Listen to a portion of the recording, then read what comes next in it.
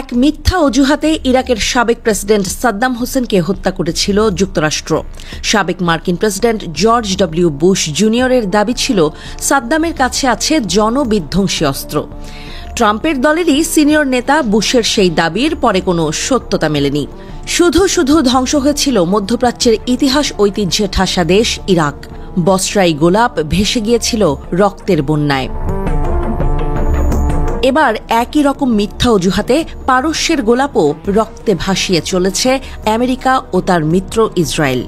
নিজ দেশের গোয়েন্দা রিপোর্ট বলছে ইরান পরমাণু বোমা তৈরির চেষ্টাই করছে না, তবুও তা বিশ্বাস করছেন না নেতানিয়াহু ভক্ত ট্রাম্প। যুক্তরাষ্ট্রের গোয়েন্দা সংস্থা এবং ইসরায়েলের মধ্যে ইরানের পারমাণবিক কর্মসূচি নিয়ে গুরুতর মতপার্থক্য দেখা দিয়েছে। ইসরায়েল দাবি করছে ইরান পারমাণবিক অস্ত্র তৈরির দ্বারপ্রান্তে পৌঁছে গিয়েছিল এবং সেই কারণেই তারা হামলা চালিয়েছে। কিন্তু যুক্তরাষ্ট্রের গোয়েন্দা বিশ্লেষণ অনুযায়ী ইরান পারমাণবিক বোমা তৈরির সক্ষমতা অর্জন থেকে এখনও কমপক্ষে ৩ বছর দূরে। এই দুই দেশের ভিন্ন মূল্যায়ন আন্তর্জাতিক মহলে নতুন করে উদ্বেগ সৃষ্টি করেছে। ভয়ঙ্কর এক পরমাণু যুদ্ধের কালো মেঘ কি ঘনিয়ে আসছিল মধ্যপ্রাচ্যের আকাশে? ইসরায়েলের দাবি অন্তত তেমনটাই ইঙ্গিত দিচ্ছিল। তেল আবিবের শীর্ষ সামরিক ও গোয়েন্দা কর্মকর্তারা হুঙ্কার দিয়ে বলেছিলেন ইরান পারমাণবিক অস্ত্রের চূড়ান্ত ধাপে উপনীত হতে যাচ্ছিল। কিন্তু ওয়াশিংটনের বিশ্বস্ত গোয়েন্দা সংস্থাগুলো সম্পূর্ণ ভিন্ন কথা বলছে। তাদের কঠোর পর্যবেক্ষণ বলছে পারমাণবিক বোমা বানানোর মতো অবস্থায় ইরান এখনও পৌঁছায়নি, এমনকি সেই সক্ষমতা অর্জন করতেও তাদের অন্তত ৩ বছর লাগবে।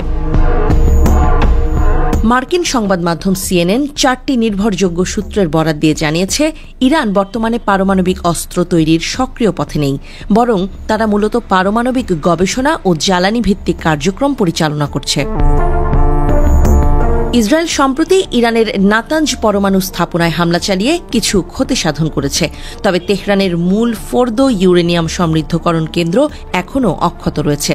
মার্কিন প্রতিরক্ষা বিশ্লেষকদের মতে ফোর্দোর মতো সুরক্ষিত ভূগর্ভস্থ স্থাপনাগুলোতে আঘাত হানার জন্য ইসরায়েলের পর্যাপ্ত সামরিক শক্তি নেই। এর জন্য যুক্তরাষ্ট্রের বিশেষ বোমা ও B-2 বোমারু বিমান প্রয়োজন। যুক্তরাষ্ট্রের মধ্যপ্রাচ্য নীতির সাবেক কূটনীতিক ব্রেট ম্যাকগার্কের মতে ইসরায়েল এসব স্থাপনা সাময়িকভাবে অকার্যকর করতে পারে, কিন্তু পুরোপুরি ধ্বংস করতে হলে যুক্তরাষ্ট্রকে সাময়িকভাবে জড়াতে হবে অথবা কূটনৈতিকভাবে একটি সমঝোতায় পৌঁছাতে হবে। যুক্তরাষ্ট্রের প্রেসিডেন্ট ডোনাল্ড ট্রাম্প এই বিষয়ে গোড়া অবস্থান নিয়েছেন। সম্প্রতি এক সাক্ষাৎকারে তিনি বলেন, আমরা এতে জড়িত নই, জড়াতে হতে পারে, তবে এই মুহূর্তে নয়। তিনি G7 সম্মেলনে থাকাকালীন ইসরায়েল ও ইরানকে অবিলম্বে সংলাপে বসার আহ্বান জানান।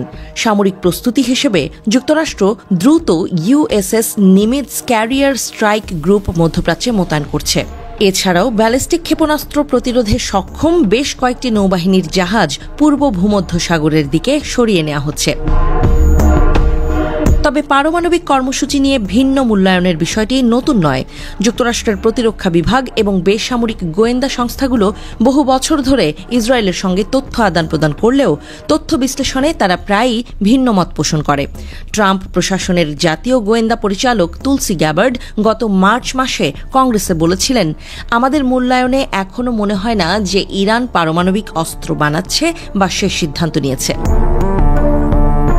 এই প্রশ্নে চাপের মুখে পড়ে ইসরায়েলি প্রধানমন্ত্রী বেনিয়ামিন নেতানিয়াহু ফক্স নিউজে বলেন, আমরা যে গোয়েন্দা তথ্য পেয়েছি এবং যুক্তরাষ্ট্রের সঙ্গে ভাগাভাগি করেছি তা খুব পরিষ্কারভাবে দেখিয়েছে ইরান গোপনে পারমাণবিক অস্ত্র তৈরির প্রচেষ্টা চালাচ্ছে।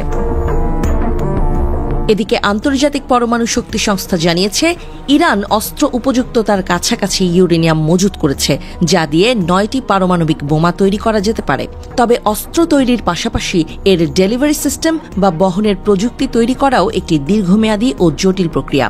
বিশ্লেষকরা আশঙ্কা করছেন ইসরায়েলি হামলা যদি ইরানকে সত্যিই ক্ষতিগ্রস্ত করে তবে তা হয়তো ইরানকে ভবিষ্যতে অস্ত্র তৈরির সিদ্ধান্ত নেয়ার দিকে ঠেলে দিতে পারে, যা এতদিনে তারা নেয়নি। তবে সাম্প্রতিক হামলায় ইরানের সক্ষমতা ও প্রযুক্তিগত কাঠামো কতটা ক্ষতিগ্রস্ত হয়েছে তা নিয়ে এখনও সংশয় রয়েছে।